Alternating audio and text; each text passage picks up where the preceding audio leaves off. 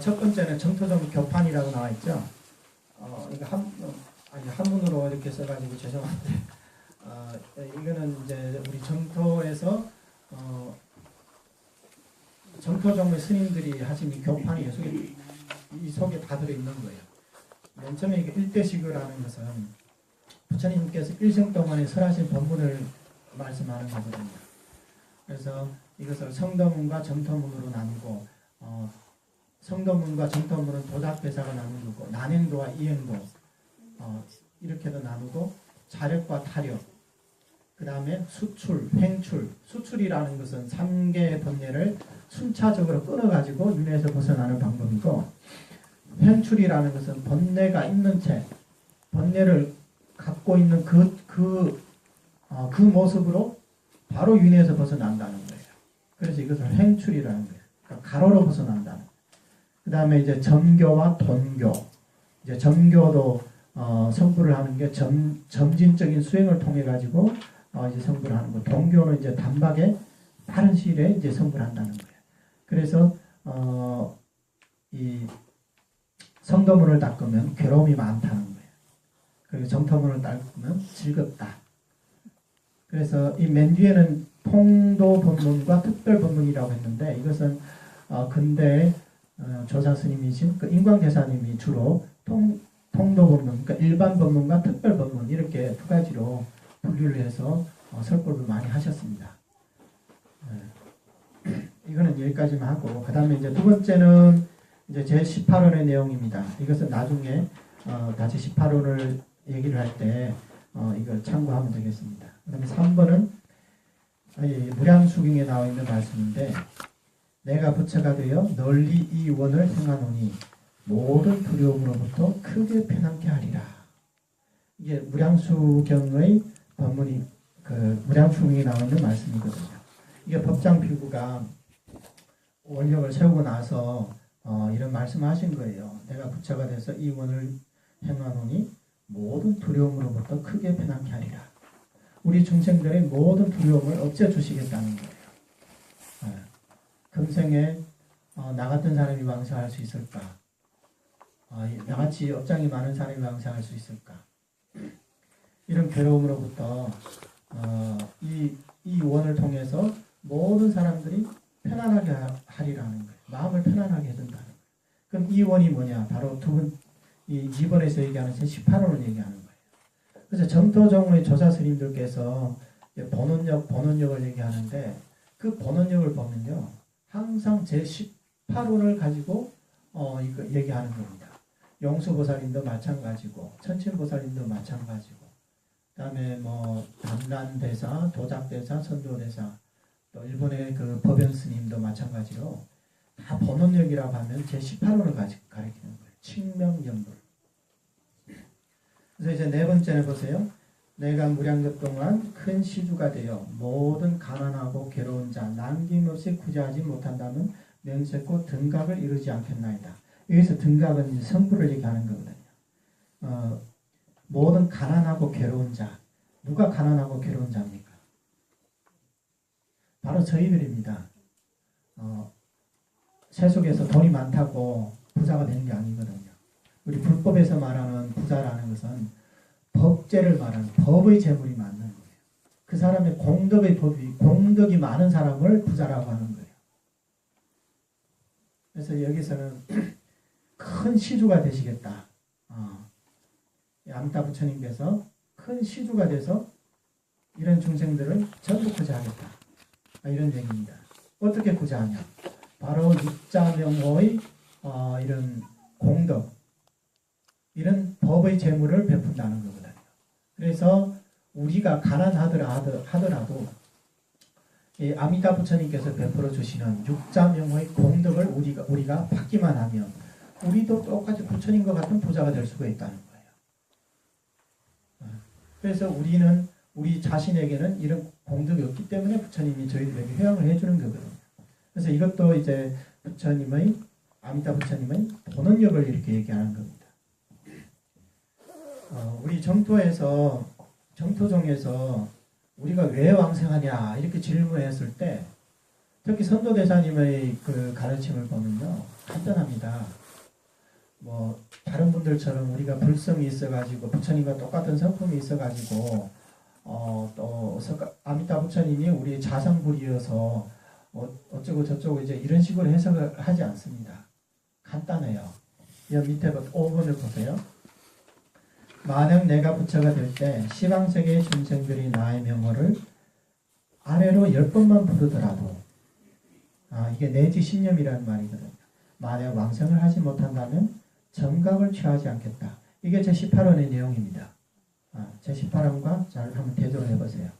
그리고 밑에 저 부처님은 지금 현재 극락에서 부처가 되었으니 마땅히 본래 서운이 헛되지 않아 중생들이 칙념하면 반드시 왕생할 수 있음을 알라. 이게 선도대사님께서 48원을 해석한 이 글입니다. 그래서 왜 왕생할 수 있냐? 저 부처님이 현재 지금 현재 극락세계에서 부처가 되었으니 마땅히 본래 서운이 헛되지 않아서 중생들이 칙념하면 반드시 왕생할 수 있다. 이게 무슨 얘기입니까? 우리가 왕생할 수 있는 이유는 간단합니다. 부처님의 발언이 헛되지 않다는 거예요. 부처님은 우리를 중생들을 속이지 않았다는 거예요. 부처님께서 내가 이제 18원을 세우면서 시방세계 중생들이 나 이름을 불렀음에도 불구하고 왕생하지 못한다는 말은 성불하지 않겠습니다. 이렇게 발언을 했잖아요. 근데 지금은 성불을 했잖아요. 그렇기 때문에 이 원력이 성취가 됐다는 거예요. 그래서 누구나 칙물만 하면 누구나 왕생할 수 있다는 거예요. 그래서 선도대사님을 가르치면 항상 이렇게 말법시대 법무들을 향해서 하시는 법문이기 때문에 우리 누구나 다 알아듣기가 쉬워요. 간단하잖아요. 부처님은 우리를 속이지 않았기 때문에 부처님이 세우신 이 원력이 허망하지 않기 때문에 헛되지 않기 때문에 우리가 왕생할 수 있다. 그래서 우리가 연구를 하면서 왕생할 수 있을까? 왕생할 수 있을까? 그런 걱정하지 말라는 거예요. 왕생할 수 있을까 생각을 하면 저 법장 비구가 지금 성불을 하셨냐 못 하셨냐 그걸 보시면 돼요. 성불하셨으면 당연히 내가 왕생하는 거고 내가 왕생 못하면 법장 비구는 성불할 자격이 없다. 이렇게 생각하시면 되거든요. 근데 지금 성불하셨으니까 당연히 내가 왕생한다는 거예요. 왜 왕생 못하겠어요? 그래서 이게 이제 48원석, 이게 유명한 48원석입니다. 이게 일본 정토종에서는 이 48원석이 굉장히 널리 이제 유통이 되고 있어요. 대부분 이제 정토를 하시는 분은 이 문구를 거의 다 외우고 있거든요. 그만큼 중요하기 때문에. 그리고 이제 6번째 보십시오. 6번째. 이게 이제 최근 제가 이제 번역하고 있는 정토종 개론이라는 이 책에 나와 있는 내용입니다. 모든이라는 것은 이제 우리 모든 중생들을 다 포함하는 거거든요. 모든은 그 뒤에 저 정토에 왕생한다거나 저 정토에 왕생을 하려는 사람들, 아직 왕생하기 전을 얘기하는 겁니다. 그 다음 왕생하고 나서 저 나라의 극락세계의 보살과 인천이 일으키는 모든 행들은 모두 아미타열의 본원력을 의지하기 때문이다. 그러니까 이 땅에서 정토왕생 발언을 하고 연불 하는 사람들, 우리가 나중에 이제 극락 왕생하는 것과 그리고 이미 왕생한 사람들이 극락세계에서 일으키는 모든 행들은 전부 다 아미타 부처님의 본원력에 의지한다. 무엇 때문에 그렇게 말하는가? 만약 부처님의 힘이 아니라면 48호는 곧 헛되이 시설된 것이다. 지금은 핵심 3문을 취하여 의미를 증명합니다. 핵심 3문이라는 게 바로 여기 밑에 나와 있는데 아미타불의 제18원, 제11원, 그리고 제22원을 얘기하는 겁니다. 그래서 여기서 이 원들을 따로따로 열거해서 증명을 하겠다고 했습니다. 자, 보세요. 48대원이 있는데 48대원 가운데 그게 핵심이 되는 원이 3가지가 있다는 거예요. 3가지 가운데도 핵심이 뭐냐 하면 제18원을 들 수가 있지만 그래도 11원과 22원도 그만큼 중요한 거예요. 자, 여기 밑에 보십시오. 부처님의 원력을 의지한 까닭에 십념연불로 왕생하게 된다. 이게 내지 십념의 왕생 제18원이죠. 그래서 부처님의 원력에 의지해서 길게는 평생, 짧게는 10번 내지 한 번만 연불한 사람도 왕생할 수 있다. 왜? 부처님의 원력을 의지한 까닭이다. 이렇게 얘기를 했습니다.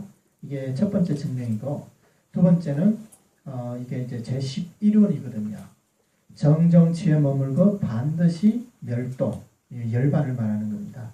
멸도에 이르며 다시 번복하는 어려움이 없다. 제11원에 보면 극락세계에 왕생하는 사람들은 반드시 열반에 이른다 그랬어요. 그러니까 이 열반은 소승불교에서 말하는 유여열반도 아니고 무여열반도 아니고 우리 대승불교에서 말하는 무주열반을 얘기하는 거예요. 이것을 대열반이라고 그러거든요. 이 열반은 이제 부처님이 드신 열반인데 이 열반에 들면 남방불교와 이 열반이 좀 다른 것은 남방불교에서는 이 아란들의 열반은요 한번 열반에 들면 우리 이 삼교와는 이제 영원한 안녕이에요. 뭐 좋든 싫든 더 이상 볼 일이 없다는 거예요. 그래서 많은 분들 특히 이제 요즘에 이제 남방불교를 하시는 분들이 많기 때문에 그런 분들은 주로 이제 대성불교를 포장하다 보니까 보살 사상을 이제 아란들 부처님 경전에 안경에 이런 아란들이 중생들을 교화하고 구제하는 그런 사례를 들어가지고 이게 보살 사상이다 이렇게 얘기를 하거든요. 그러면 아란들은 자비심이 없냐? 자비심이 있습니다. 그분들도. 근데 그 자비심이 이 대승의 보살과 비교했을 때 그게 하늘과 땅 차이라는 거예요. 물론 우리 지금 우리와 같은 중생과 비교를 하면 우리는 우리와 아라하는 또 하늘과 땅 차이겠죠. 근데 경전에서 이거 얘기하는 것은 대승보살, 진정한 대승보살을 얘기하는 거예요. 보리심을 낸 대승보살이 그 중생구제하는 그 보살도 그것과 이제 성문들이 아란들이 하는 중생구제와는 엄청난 차이가 있어요. 어떤 차이가 있냐? 지혜의 측면에서도 차이가 있지만 발심의 측면에서도 엄청난 차이가 있거든요. 왜? 아란이 되고 나서 그분이 열반에 드실 때까지 한순간도 안 쉬고 중생구제를 한다 하더라도 그것은 어디까지나 열반에 들기 전까지예요. 그러니까 이 사람이 100세까지 사셨다. 이 아란이. 그러면 20살에 아란가를 증득했어요. 그러면 80년 동안 중생구제를 하겠죠. 쉬지를 않고 중생구제를 합니다. 근데 한번 열반에 들면 더 이상은 우리 사바세계 인연과 이제 완전히 단절이 됐기 때문에 더 이상 중생구제를 할 수가 없다는 거예요. 근데 대승보살은 어떻냐? 그렇지가 않아요. 세세생생 내가 윤회를 벗어났어도 아직 윤회를 하고 있는 이런 중생들을 위해 가지고 원력의 몸을 받아서 다시 이 세상에 온다는 거예요. 그래서 세세생생 중생구제를 하는 거예요. 언제까지 하냐? 끝이 없어요. 미래제가 다 할 때까지라는 거예요. 그래서 중생구제를 하고 나서 부처가 되고 나서도 그래도 열반 속에 안주했지 않고 중생구제를 한다는 거예요. 왜 그러냐 하면 이게 이제 교리적으로 좀 이제 들어가 좀 깊이 설명을 해야 되는데 오늘은 그런 시간이 없기 때문에 간단하게만 얘기를 할게요. 성문에서 아란들이 말하는 열반이랑 부처님의 대성에서 말하는 열반이랑 좀 다르거든요. 네. 남방불교에서 말하는 열반은요. 생사와 열반이 같이 있을 수가 없어요. 생사가 있으면 열반은 없어요. 그래서 생사를 벗어나야만이 열반에 증득할 수가 있는 거거든요. 그래서 열반 속에 머물 수가 있다는 거예요. 그것은 이제 현상 속에서 모든 생멸법을 완전히 이제 소멸시키고 나서 이제 공적한 무의열반에 들어간다는 거거든요. 그러니까 생사의 유와 열반의 공이 같이 존재할 수가 없다는, 함께 존재할 수가 없다는 거예요. 그래서 열반이 있으면 생사는 없는 거고 생사가 있으면 열반이 없다는 거예요. 이게 이제 암경에서 이제 말하는 거거든요. 그게 이제 부처님께서 성문들의 근기에 해당되는 그런 교법을 설하신 거거든요. 그러니까 실상에는 크고 대소성의 차별이 없어요. 그런데 중생들이 근기에 응해가지고 부처님께서 이런 교법을 설하실 때는 당연히 삼성의 차별이 있을 수밖에 없어요. 그렇거든요. 달을 보세요. 달이 어떻게 생겼어요? 둥글게 생겼죠? 그렇죠? 근데 우리가 보름날에 보는 달이랑 저 금음날에 보는 달이랑 같아요? 다르잖아요. 달은 원래 하나인데 중생들의 근기가 다르기 때문에 실상을 원만히 보고 원만히 못 보는 이런 차별이 있다는 거거든요. 그래서 이제 대승불교에서는 생사가 곧 열반이다 이렇게 얘기를 하거든요. 그러니까 생멸하는 속에서 불생불멸을 본다는 거예요. 다시 말해서 이 생멸하는 이런 가상에 거짓된 현상에 끌려다니지를 않는 거예요. 그래서 생사 속에 바로 열반이라는 이치가 있다는 거예요. 그래서 생사를 버리고 나서 따로 열반을 증득할 수가 없다는 거예요. 이게 대승보살들이 보는 공에 대한 이런 견해가 그만큼 깊이가 있는 거거든요. 그래서 대승보살들은 이런 열반의 진리를 증득하고도 열반에 들지를 않아요. 왜? 열반은 공적이고 생사는 유거든요. 근데 대승의 보살은 양변에 치우치지를 않기 때문에 열반에 안주하지도 않고 생사에 또 머물지도 않는다는 거예요. 네. 그래서 이런 분들은 본인의 원력으로서 세세생생 이 사바세계로 오셔가지고 중생구제를 할 수가 있다는 거예요.